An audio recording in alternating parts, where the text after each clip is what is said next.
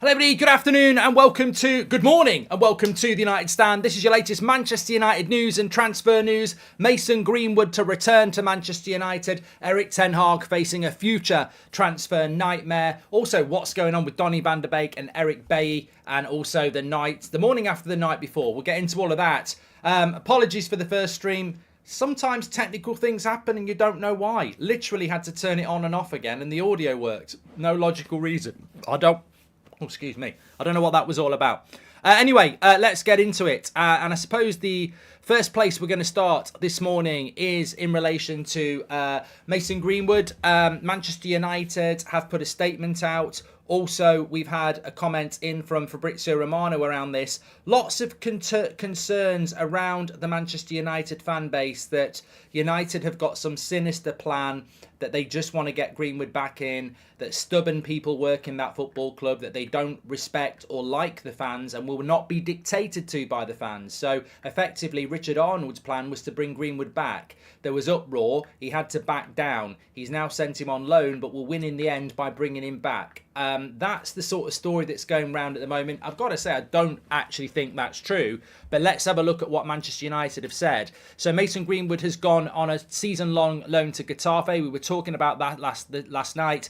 But this is what Man United's statement says. The move enables Mason Greenwood to begin and rebuild his career away from Manchester United. The club will continue to offer its support to Mason and his family during this period of transition. But it is a loan and he will return to the club in June of next year. So that's where Manchester United are. Support, encouragement, and it enables him to rebuild his career away from Manchester United. Does that mean that he can then come back next summer and start a career at Manchester United as well? Well, this is what Fabrizio had to say on the matter.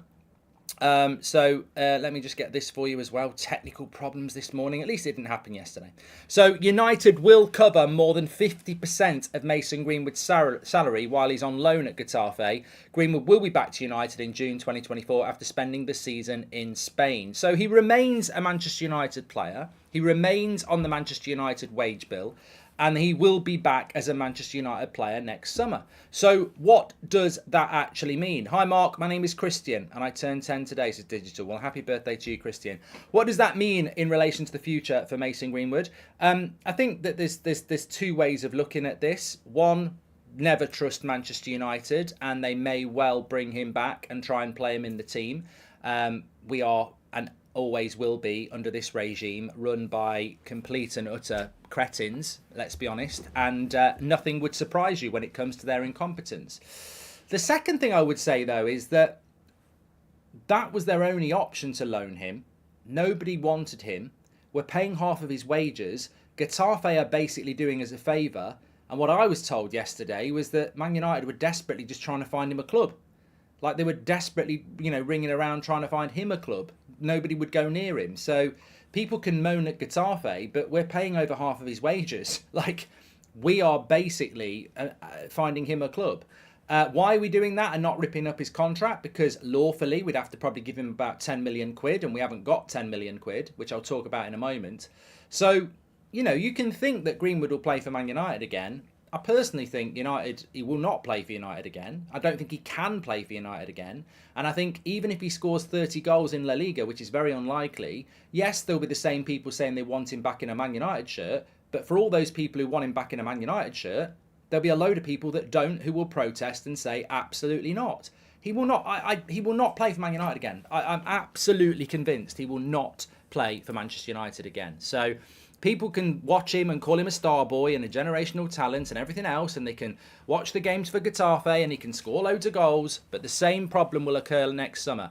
A year will not change what these organisations and individuals think about Mason Greenwood. So, I don't think we can read it. And I'm never somebody that wants to defend our CEO or our director of football or our owners, but I don't think that you can read into the fact that we've basically paid him to go away for a year, which is what we're doing. We're paying Getafe and Greenwood to go away for a year and not be our problem.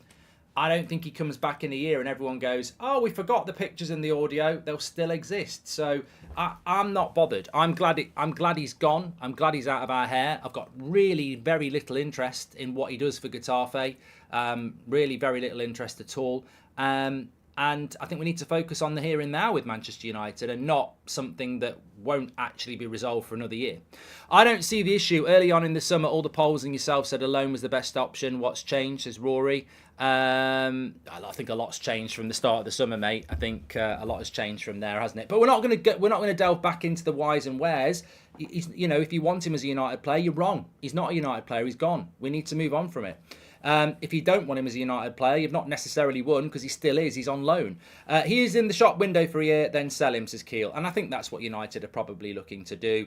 I saw somebody this morning saying about, why are we paying over 50% of his wages? Well, because nobody else will pay it. Nobody else will pay it.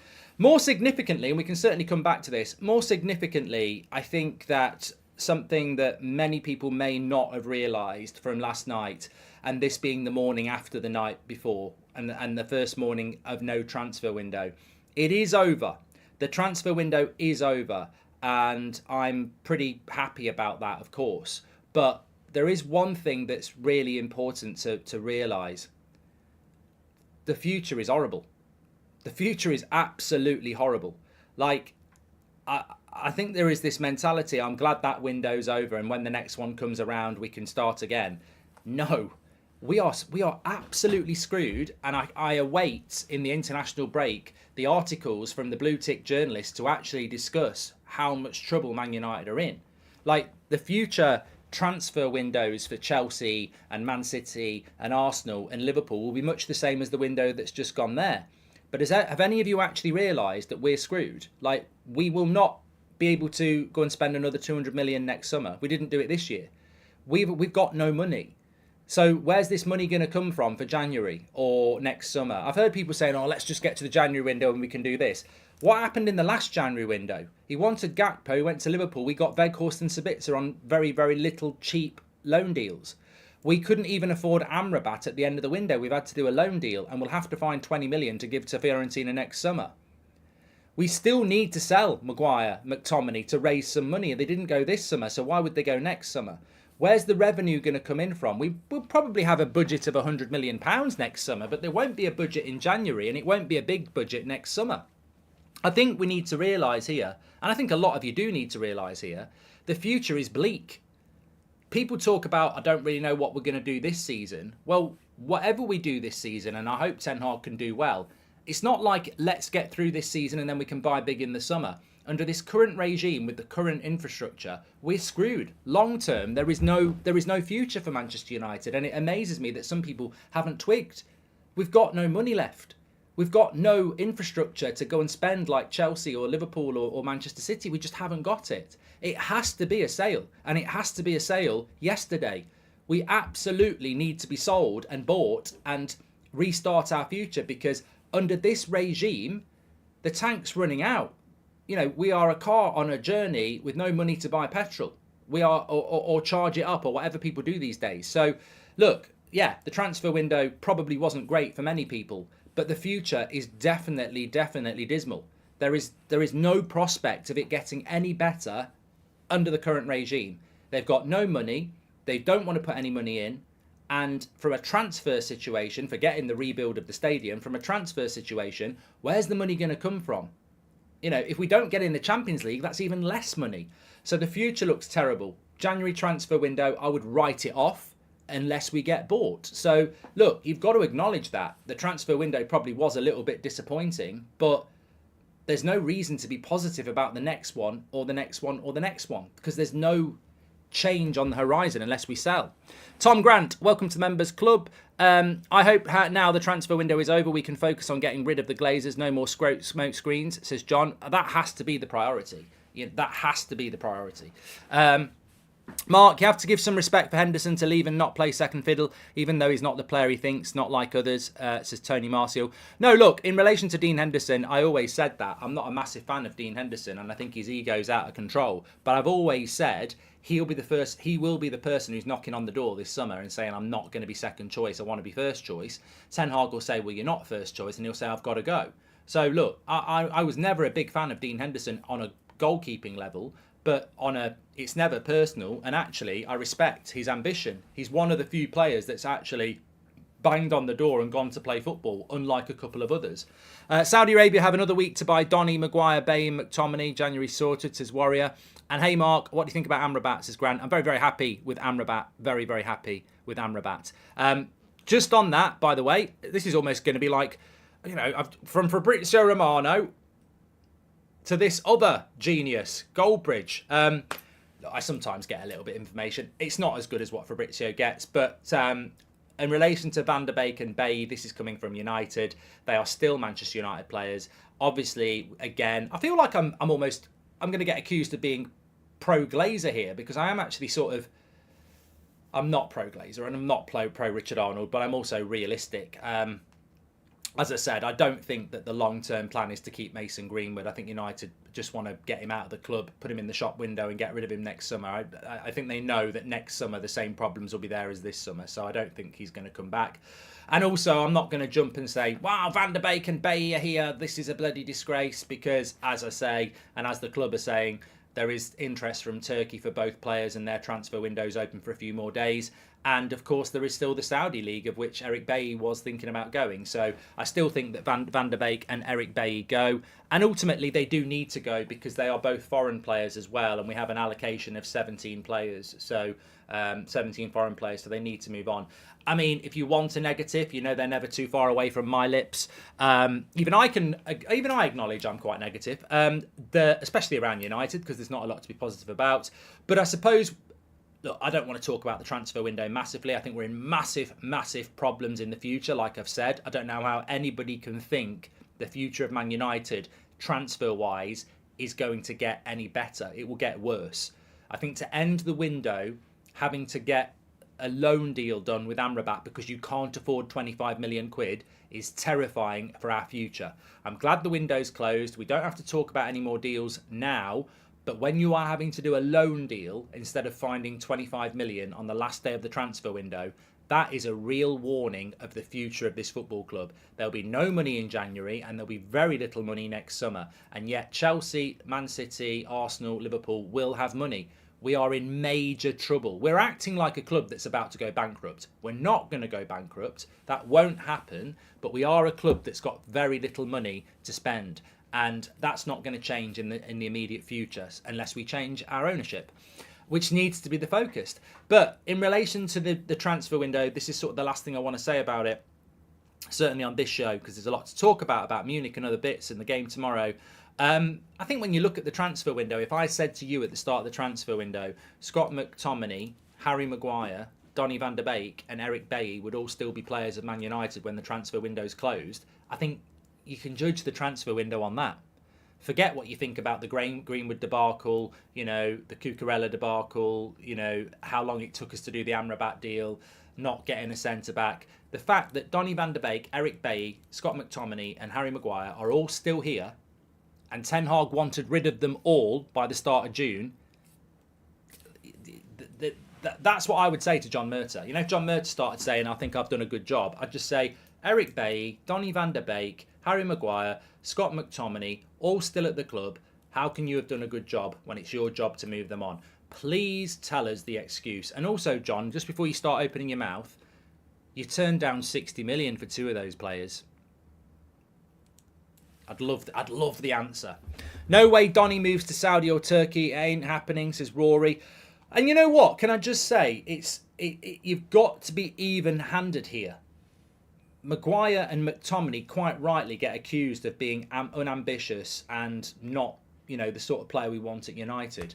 But I was saying this last night and I was getting a lot of stick for it. Why is Donny van der Beek any different?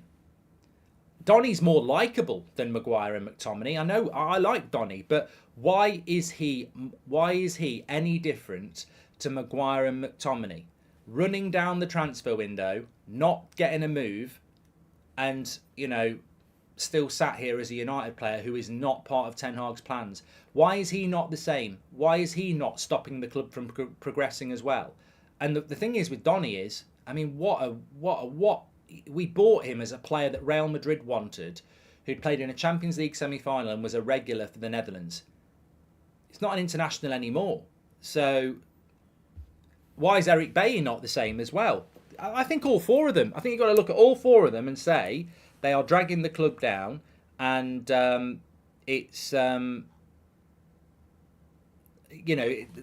me they're all the same. They're all players that Ten Hag didn't want. Now, is there a way back for any of those players? I think we'll see McTominay play games. I think we'll see Maguire play some games. I don't think we'll ever see Eric Bailly play any games. And for Donny, I don't know. I mean, look, Ten Hag will like Donny, but the worry for me is that if Ten Hag starts using any of those players, we already know he wanted to sell them. So it's stopgap work, isn't it? If we know he wanted to sell them, so if he starts using them, it's always like, wow, this is not really what he wanted. Part of me hopes that the best indication we have that the Glazers are going to go is the greedy couldn't get a penny in the summer. Says Matt. No, Mark, we're working like a club about to be sold, just trying to find a positive in this horrific window, says Gunjan. You know what, in relation to the sale, and not a lot of people will like this, but sod it, I'll say it anyway. In relation to the sale, a lot of you said last season, like last season we did really, really well. This is just a Goldbridge's sale section. I might bring it back every week. And also, somebody asked me a question on the stream last night. It was a very long stream last night. And somebody said, what are your retirement plans, Mark? And I completely and utterly forgot about it and didn't do it. So I'll tell you what my retirement plans are. If you remember, remind me a little bit later, because some people might not even be interested, but I'll do it later in the show. But a lot of you said last season, because obviously I'm live every day, watch-alongs, etc. So I do read your chat. And a lot of you said last season, as much as I've loved what Ten Hag's done and he's a miracle worker and we've won a trophy and we finished third and we're back in the Champions League and I'm over the moon, I actually think it would have been better if we'd finished fifth and not won a trophy and been back in the Europa League, because the Glazers wouldn't have made as much money from the Champions League and probably would have sold the club. And Ten Hag, no one would have moaned at Ten Hag for finishing fifth. So basically, there was a few United fans last season who said Ten Hag overachieving made the Glazers' position stronger because they started to think they might be in the hands of another Sir Alex. I've been thinking about it a lot over the summer, and although I would never say it because I enjoyed last season, I think there might be an element of truth in it. I think if United hadn't got Champions League football and hadn't got to 2 cup finals and had just finished fifth and improved a little bit, I think the Glazers probably would be gone. I think they did start to ride the optimism and think, you know what, there's more money in this football club. We want 6 billion instead of 5. And actually, if we had a bad start to the season and we didn't get in and we looked like we weren't being in the Champions League, it might hasten the Glazers' departure. Because remember, these people are thick. They don't know anything about football, and you could argue they don't know much about business. And I think when United win a trophy like the Carabao Cup, they probably think it's the Champions League. And they probably think, well, we're worth 7-8 billion now. So, look, nobody wants United to lose games, but a period of, poor results could lead to a quicker sale. It could do. Not that anybody wants that to happen, but it did get me thinking about what a lot of you were saying last year.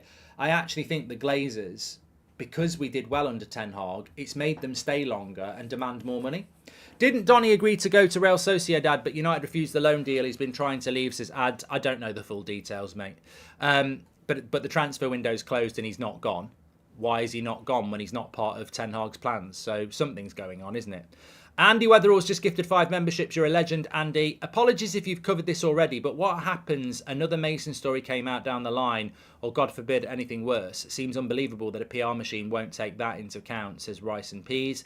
I don't really understand what you're talking about there, Rice and Peas, to be honest with you. And Charles, welcome to the Members Club. Thank you very much for that. So, yeah, look, Donny and Eric Bailly could both leave. One thing I do want to just bring in as well, because of course we're moving into football. We've got Arsenal tomorrow, Rasmus, hopefully. We're playing Bayern Munich at the Allianz State Arena in 2 weeks. Well, 2 weeks on, I think it's 2 weeks on Wednesday, isn't it? 2 weeks on Wednesday, we're playing our first Champions League game, and it's away to Bayern Munich. So that is something to put a smile on your face, isn't it? Only 2 weeks away, really, 2.5 weeks away. Our first return game in the Champions League is Bayern Munich, and it's away. That's something to look forward to, isn't it? Something to put a smile on your face. If you don't look forward to those sort of games, I don't know what, you know, people said to me I was faking it on when they did the Champions League draw on Thursday that we got Bayern Munich. That's only because someone's clipped me up and said I'm faking it. If you were watching the stream, you know I wanted Bayern Munich. And the explanation for that is, we're here for a good time. We're not here for a long time. Why avoid teams like that and then get knocked out by Real Madrid in the last 16? Let's get at least if we get knocked out in the last 16, we can say, well, we played Bayern Munich twice. I want to play the big games. And it's not a horrible group. Copenhagen should be beaten. Galatasaray will be a challenge. And then Bayern Munich will be a really big challenge. So I'm really looking forward to that. I can't wait for that. I don't want to be playing Brondby and all the crap teams. I want to play Bayern Munich. I'm looking forward to it. Not now, Dave says Maguire, McTominay and Bay have had the chance to prove themselves and haven't delivered. Donny hasn't. How he prove himself? He doesn't play. Says not now, Dave. Mate, he's been here for 3 years, mate. I've been part of the Donny hype for a long time, and I'd love Donny to turn it around, but he's been here for 3 years. At some point, you've got to look in the mirror and say, it's just not worked out. I think Donny has had enough chances at Man United, to be honest with you. I just think he's a popular, liked player, and I like him, but I'm not, I don't do favouritism, and I don't do personal. Ultimately, you judge them as United players. You can't have favourites. Andy Weatherall has gifted 5 memberships. Thank you very much. If Bruno has a shit game tomorrow, I'll say he had a shit game, and I love Bruno. You just got to be honest. Imagine buying letting us finish first just so that we can face Barcelona in the round of 16, says Ars. Well, we played them in the last game at Old Trafford, don't we, as well? So we'll see how it goes. But look, I can't wait for that game. What a game. What a game. At Bayern Munich, and I think they're a good team, Bayern Munich. I think they're a very, very good team. I thought they were brilliant against Man City. They just had Upamecano and no striker. So I think it'll be really, really good. So I'm looking forward to that one. One thing we must also mention as well is the likes of Pellistri staying at the club. I don't know whether this is a good thing or a bad thing. I like it. I really do like it. But, of course, Ten Hag did want to loan him, and he has ended up keeping him. Will he get game time? I just think it's so important. I would rather... Look, basically, Sheffield United wanted Pellistri. I would rather Pellistri play 30 games for Sheffield United than 2 games for Manchester United. So I really hope if he's staying, he's going to play. I think a lot of people get really excited that Mabry's staying and Pellistri's staying. I don't get excited about it. I get worried about it because, again, Mabry could have been on loan at bloody Luton or someone like that playing 30 games. There's no value to Mabry or Pellistri in their early 20s to be sat, not even on the bench for United all season, as utility players like Elanga. It damaged Elanga and it could damage them. So I hope they get game time. And honestly, I hope Mabry's ahead of McTominay. I really do. I think he's got to be given game time. But whether it'll happen or not, we need to keep an eye on that because ultimately we just don't know. It's like any signing, isn't it? It's like me saying Rasmus is going to be brilliant. He might not be. Amrabat might not be. And Arna might end up being a flop until we give these players time. Same, we've got to give Mason Mount time as well. But it's the same with the young players as well. We won't know whether it's a good decision to keep them or not until later in the season. And I want to see Pellistri getting game time. I think he's the only naturally right-footed player that we've got that goes to the byline and puts a cross in. And I think it could be, if you're going to put a proper number 9 in the team like Rasmus, you ask Rasmus what he'd rather have. Pellistri running to the byline and putting a natural cross in, or Anthony, doing loads of step overs and whipping a cross in with his left foot, a shot in with his left foot. He will want Pellistri, and I just hope Ten Hag uses him a little bit more. Rory says, one of Donny's issues is the same as many Man United players. He doesn't have the fight. I'd like to see him fired up from time to time. We are too nice, says Rory. And Sheikh Jazim has gone, you want 6 billion, publicly disgrace your family, name this next transfer window. That would be a happy ending, says the society. Look, you know me. If somebody said to me last March, I know you're having a really good season, you're in the race for Champions League, you've won the Carabao Cup, you're still in the Europa League, you're still in the FA Cup. Do you want to start losing your next 20 games and finish 5th and not win anything? and the Glazers might go quicker, I'd probably have said, no, I'm enjoying it right now. But what I am saying is that, honestly, I think it's, and some of you said it, so credit to you. If we'd have had a worse season than we did last season, i.e. not get, I don't think the Carabao Cup actually makes a difference. If we'd not got Champions League football, I think the Glazers would be gone by now. I think the Glazers are riding on the revenue of the Champions League, the prospect of maybe another Super League. I think the Glazers are just clinging on, thinking there's something there for them. If this goes backwards this season, if we start, fighting for 6th and 7th, I think they'll go. Because I think that's what the Glazers are. I think if the team's doing well over their period, over their tenureship as owners of Man United, when the team's doing well, they've learnt that they can survive. When the team's doing badly, they'll know that's when things start to get bad, and i.e. finances. United a year ago, financially, were in huge trouble. Like, brands were backing away, we couldn't get the deals we needed to get, the club was in a right mess. Ten Hag came in, and in the space of 12 months, we were an attractive football club again. Players wanted to play for us, brands wanted to sponsor us. The Glazers start to go, oh, the graph's going up again. As soon as that graph starts going down, they'll be in a corner. And I'm not saying I want Man United to have bad results, but as we know as United fans, that sort of scenario probably will hasten their exit. But I don't, I think Ten Hag is too good a manager for that to happen on a consistent level, i.e. we'll have bad results. Not sure if you covered this on the live stream last night, but why didn't Reguilon get a Here We Go video as well, says Brandon? Because I'm not interested in Reguilon. I'm the boss, and I didn't want to do a Here We Go video. I passed it over to people like Beth and they didn't want to do it either. I didn't do a Here We Go video for the Turkish goalkeeper, and I think he deserves it more than Reguilon. Why would I do a Here We Go for Reguilon? I mean, at the end of the day, what's the positive about Reguilon? I hope he does well. Now he wears a Man United shirt. But we got him because he's cheap. We got him so we can send him back in January. It's not... Honestly, it would be... I'd be faking it, and I don't want to fake it. He's... it's just... It's an embarrassing signing. I hope he does well. But I've got no intention of doing a Here We Go for that. I didn't do a Here We Go for Dean Henderson leaving, and I could have had a party hat on. So it's not... not everybody gets a Here We Go. There's got to be an element of excitement there. And no.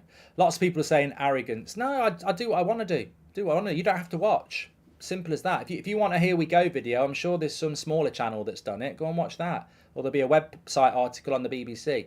I've got no interest in it, and I don't need to do it. And that reminds me as well, in relation to my retirement, somebody asked me about that last night.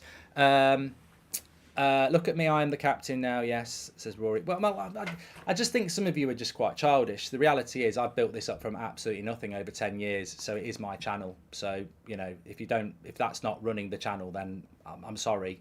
I do run the channel. And my time's important, and I like spending my time talking to you, but I don't want to spend my time talking about Reguilon on a Here We Go. So if that upsets you and bothers you, you know where the door is. Exit, please. On a serious note, though, let me just say this. You are absolute legends, so there was always going to be a nice bit for you, even if I want to describe myself as the boss. These are factual figures on the screen here. This is the movement that you started over the last 10 years. It's not me. I might have set it up, and I might sit here in front of you every day taking your abuse. But this was the last hour of the transfer window last night. So the final hour of transfer deadline day, taken from YouTube last night, live viewers. United Stand was number one with 23,000 concurrent live viewers.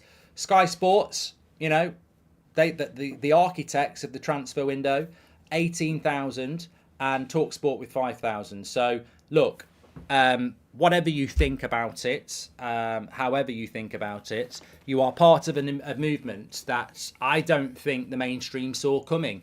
And I still think they try and pretend it's not real.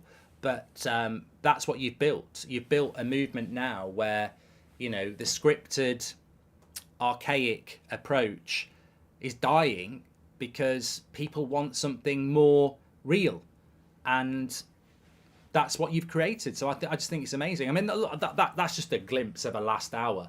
I know on a match day we absolutely destroy the mainstream. It's just the way it's going. But I think sometimes it's important to acknowledge and champion your power and your voice, because it's very, very big, and it will never be championed by the mainstream, because they don't want brands, and they don't want clubs, and they don't want people to know that actually shows like this have a much bigger reach than they have in a lot of ways. And yet all the big brands and all the big clubs go to them and go, can you do this, can you do that? But the media is changing, the world is changing, and that's just a little glimpse of it. Because people will say, well, quite rightly, well, Sky have got their main TV show, but does anybody sit there watching TV now? It's very, I'll watch a football match, but TV is very much talking at you, isn't it? If you're on your phone or you're on something like this, yes, I'm talking at you, but there's a whole conversation going on. It's interactive, it's real. So look, it's just a glimpse of where we are, and that's what we've built collectively, and ultimately you've built. So you should be very, very proud of that. Well done. Oh yeah, I did say I'd talk about my retirement, didn't I? So yeah, somebody asked me about that last night. I always do this. I always get asked this at the start of the season. My plan is for the season ahead, and I always never look longer than that. On the Reguilon thing, it actually makes quite a good point. I do find myself more and more just thinking, I don't want to do that anymore. I want to do this. And I've been doing it for 10 years, and it's brilliant, and I love doing it. And some shows I absolutely love, and I just won't stop doing them. But there are aspects of it I just sometimes just go, I don't really want to do that anymore. Whereas probably 10 years I would have done. So look, the studio show yesterday was fantastic. That's football I absolutely love. The podcast is really exciting. So for me, as long as I can find things that I enjoy, I don't think I'll stop doing it. But I certainly do want to do other things as well. But I'm as passionate about this as, when I show you stuff like that and I look at the journey, I'm as passionate about it now as I have always been. So for me, it's certainly going to be another season, and then we'll see where we are. And then we're into a Euros, aren't we? So look, yeah, we'll see where we're going. But ultimately, you are the drivers of it. So thank you. Maxime says, we love you. Thank you very much, Maxime. I say Everton will get relegated, says Jay. Nobody cares. Don't know what you're talking about. Andy Weatherall, thank you very much. I'm only joking, Jay. As good as Ten Hag is, when should we start expecting to show his brand of football, says Vaish. I think that might be a bit premature to expect that Ten Hag starts playing good football when he didn't actually get all the players that he wants. I said last night, I still worry about the centre-back roster.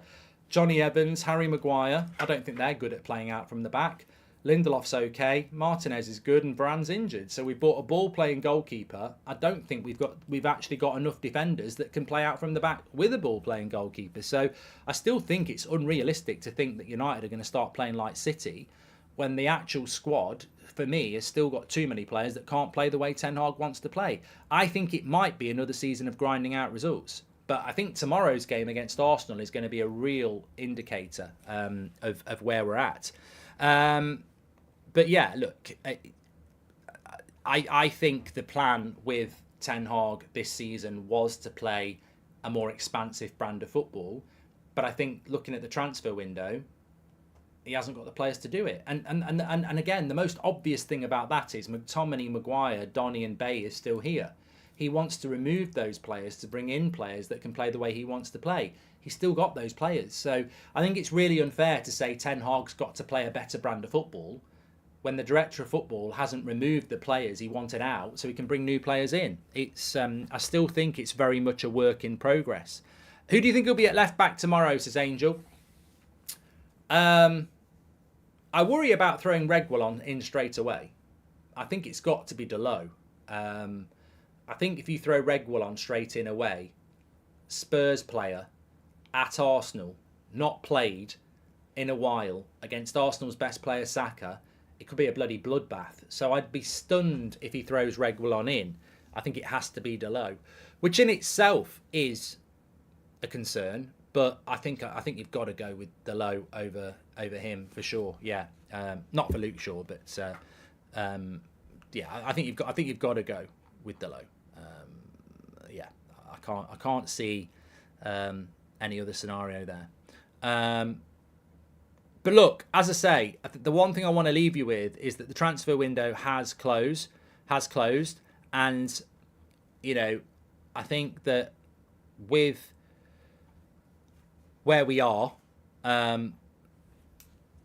it's great that the transfer window is closed in a certain sense, but let's not forget the future of Man United is terrifying. Our last action in the transfer window was scraping together pennies to get Amrabat on loan because we couldn't afford 25 million quid. We don't have any money at the moment. That is the truth. Man United have got no transfer budget. They've got no transfer budget. So in January and next summer, where's this transfer budget going to come from? I'm sure throughout the season we'll get linked to Osimhen. Look, remember the script. Is it going to be Osimhen? Is it going to be Kane? No, it will be neither. We'll still get linked to players, but the reality is we don't have any money. This club needs to be sold and bought very, very quickly if we want to stop falling back down the barrel again. There's no money in the club and there's no prospect of money coming into the club anytime soon. So we need the sale. We need the sale and we need it quick. Anyway, thanks everyone for watching. Make sure you smash a like on the video. My day today, God, bloody hell, talk about retirement. It gets busier for me. I'd love to be bloody retiring after that transfer window. So 3 o'clock, I'm on That's Football for the 3 o'clock games. We've got Chelsea at home to Forest and Burnley at home to Spurs. So we'll be covering the 3 o'clock games. 7:30, I'm on TalkSport at the Mark Goldbridge show. We've got an 8 o'clock show for you on the United Stand and anything that goes on in between. And then obviously tomorrow it's match day. So loads and loads going on the United Stand as per usual. Make sure you smash a like on the video and subscribe. I'll speak to you all in a bit. Take care. Stay safe. Speak to you in a bit.